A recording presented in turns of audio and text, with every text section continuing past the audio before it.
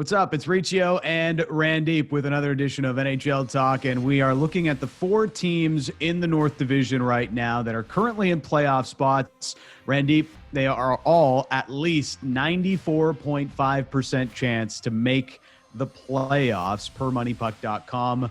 Who finishes fourth in the North?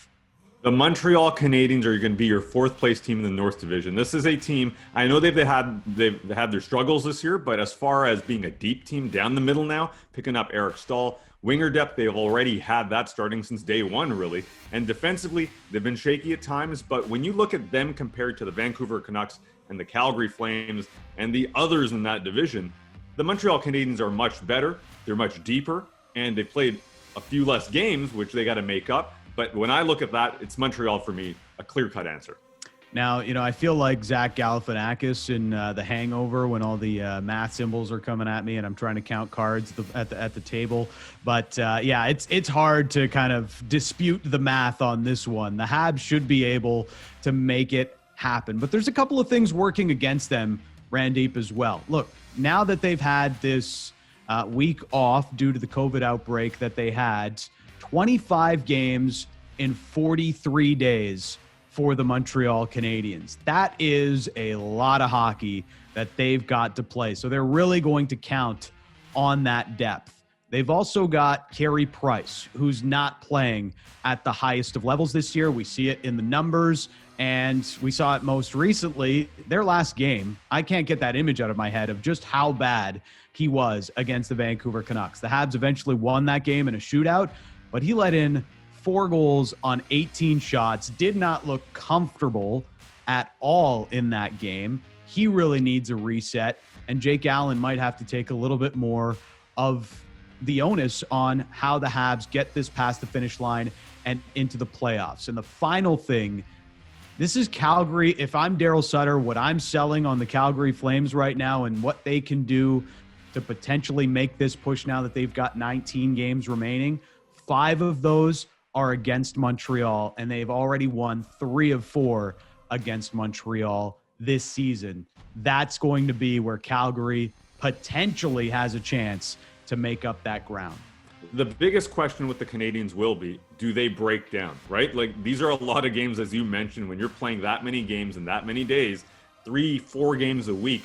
How does the body hold up? How does the depth hold up? In Montreal, as I mentioned before, they are a deep team, but when you're playing that often, does the body break down? Do you start having some of those nagging injuries? And that's going to be something to watch here, because no team, I don't care how good you are, you could be the Tampa Bay Lightning, you could be a reigning Cup champion. If you get the wrong injuries, your season can be over just like that. So I still lean towards the Montreal Canadiens, but the schedule, not actual opponents on the, whether it's the Calgary Flames or other teams, but I actually see the schedule as the most challenging thing. Not that opposition. I'm not scared if I'm, playing the Vancouver Canucks. I'm not scared if I'm looking down the standings and seeing the Calgary Flames as, okay, that's somebody you have to be playing in a few nights. Yes, they haven't had success against them, but for me, it's more about that schedule. Will this team break down with this many games in this few days? And that's where Montreal, I think, will have the biggest challenge. Beyond that, though, you mentioned the Calgary Flames.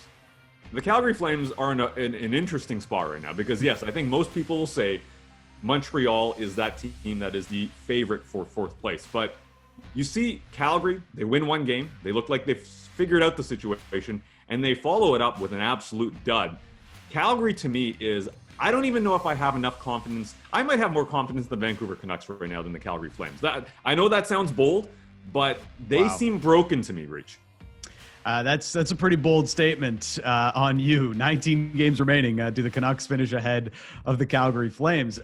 Look, the Flames are not in a good place. And everything that we saw in the first few games with Daryl Sutter that we thought might be working hasn't really panned out. And their big problem, as I talked about a lot going back to the start of the year, is their offensive firepower. Do they have the high-end talent to carry them, especially in this division? And they just don't score enough. And now Daryl Sutter is trying to coach them up defensively, but they're still not scoring enough. You're not going to win games with the amount of goals that the Flames have been scoring.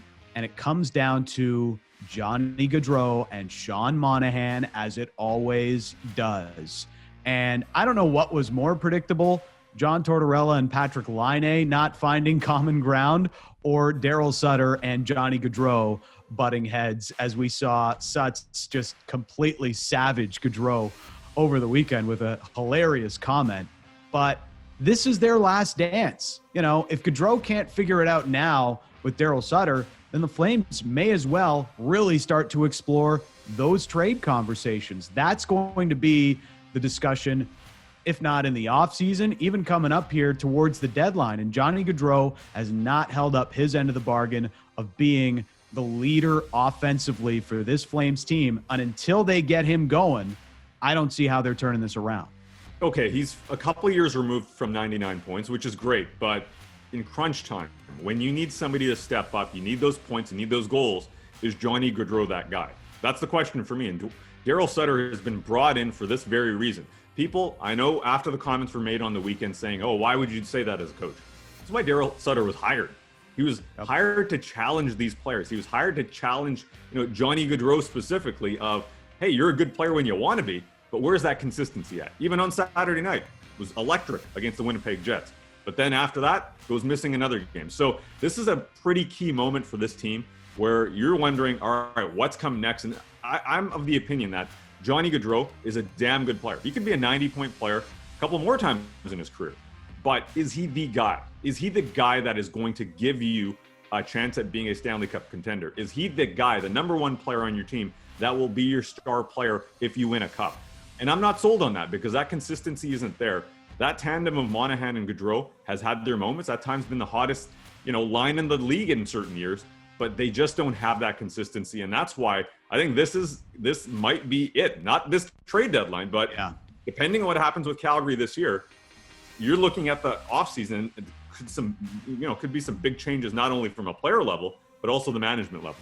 Well, I'd also look at, because it's not just on Johnny Gaudreau, but, the Flames did make a lot of moves in the offseason. And one of the reasons I'm against bringing in a goalie at a big time number and long term is you don't know exactly how it's going to work out. And you've got to focus on what you build in front of them before you really focus on what the goalie is going to give you. And there's just not enough guys around the league that are going to save your behind on a lot of nights. And we saw Jacob Markstrom be able to do that early on this season. We saw him do that last year with the Vancouver Canucks. But Markstrom was pulled again against the Jets in the Flames' most recent game. He's not had the impact in the overall that the Flames had hoped for. And you look at his save percentage, great against Montreal. He's been great against the Vancouver Canucks this year. But against every other Canadian team, he's got a sub 900 save percentage. And that's where Calgary has really dropped the most. Their games against the Ottawa Senators, you can't forgive them that. That's where you are losing in the playoff conversation with the amount of games they've dropped to the 7th place Sens. And until they figure that out, until they clean things up, until Daryl Sutter really gets them playing Daryl Sutter hockey consistently, I don't see how Jacob Markstrom is going to be able to save this team every single night. Markstrom hasn't been good, but they're 23rd in the league in goals for.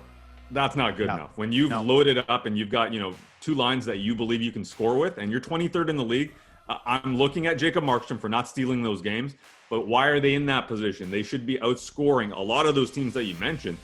Ottawa dropping multiple games to them this year, not a good look. You should be outscoring them. So there's a lot of blame to go around in Calgary. I think they're broken. Yeah, so then we move over to the Canucks, and it's been a disaster from pretty much the first week of the season. We've talked about it a lot in these segments and just what's going to happen with the Vancouver Canucks and how they kind of got here to this point in the season. It was interesting over the weekend. Antoine Roussel talked about their start and their schedule and just how bad it was. And in a very candid moment, kind of complained about it and said, the schedule compared to everybody else has been ridiculous. Look at it this way. The Canucks are coming out of a bye week, and they still have played the most games in the NHL and in the North Division, 37, alongside the Calgary Flames. But when we look at the Canucks, it's going to be tough for them to make it all the way back. They still don't have Elias Pettersson, But what are we looking for from Vancouver Canucks over the final 19 games of the year? I want to see, continued play from Quinn Hughes, and he's been playing better. It's a little bit more conservative style of play. You're not seeing as many high-risk plays, but down the stretch from this team, I'd like to see, and I don't, I've been saying for the last couple of weeks, Dan, where I don't think this is a team that has a shot at fourth place. Along with the Calgary Flames, I think they're well out of it, but you want to see elements of what will make this team good in the future. And Quinn Hughes continuing this sort of play where he's getting better. He's playing less of a, he's still an offensive dynamo, but you're seeing he's taking less chances. It's a little bit more conservative on that sense. But beyond that, I want to see, Thatcher Demko continue to play well. This is an organization that is clearly in a bit of a transition here. They're trying to figure out where their money will go. It's obviously going to go to players like Elias Pettersson, Quinn Hughes, and Thatcher Demko. But I want to see this guy continue to turn into that number one goaltender. We've seen it thus far this year. He's kept this team in games where they had no business being in earlier on, a couple of weeks ago at the very least. And that's what I'd like to see for me, it's about those individuals. You're building around 3, 4, 5 players. You want to see continued growth amongst those players. So I'm focusing specifically right now on Quinn Hughes and Thatcher Demko, where you want to see them continue to be the best at their profession, especially in their age group. And collectively, I don't believe the Canucks have a chance at the playoffs. So to me, it's about the individuals. Yeah, Quinn Hughes or Cale Makar. That was a debate we had a lot last year. And I bet producer Drew is kind of laughing right now, but we're not having that debate so much right now. And it just goes to show, well, A, how good Cale Makar is, and B, the year that we expected Quinn Hughes to have, he's not had. And look, the Canucks were always going to come into the season and rely on their 2 franchise cornerstones in Quinn Hughes and Elias Pettersson. It just hasn't clicked for them this year. They've got to figure that out. Do we see Elias Pettersson again? I'd like to, and see what he comes back like, and can he carry this team a little bit? You want to have a little bit of that confidence and momentum going into next year, because this is not a team that, with the core that they have, they shouldn't be a lottery team. They shouldn't be a bottom 5, bottom 6 team in the NHL right now. It's really terrible how this year's all played out, but they should rebound relatively well with a few tweaks for next season in Vancouver. Well, the big question here is going to be, yes, they have a few UFAs that might get dealt, but is there a bigger move at play here at the trade deadline? Are there players that maybe are under control? Are they dealt? Do you sell at a high? Because Jim Benning himself, the Canucks GM, has mentioned the next 2 years, they're probably not a cup contender until about 2 years, or that's what their plan is. So in that time, do you make some drastic moves? Maybe this deadline, that's what I'll be watching for as well. Well, we've enjoyed this edition of Reach Deep. Well, it's not Reach Deep anymore. We are the People's Show now on Sportsnet 650. You can tune in with us 3 to 7 p.m. Pacific time each and every weekday. And we are joined now by Satyar Shah as well for Canucks and a lot of hockey talk through the weekdays on Sportsnet 650 Vancouver. You can always like and subscribe and leave us a note in the comments section what you think and who you think will finish 4th in the North Division. It's been another edition of The People's Show with Dan Riccio and Randip Janda.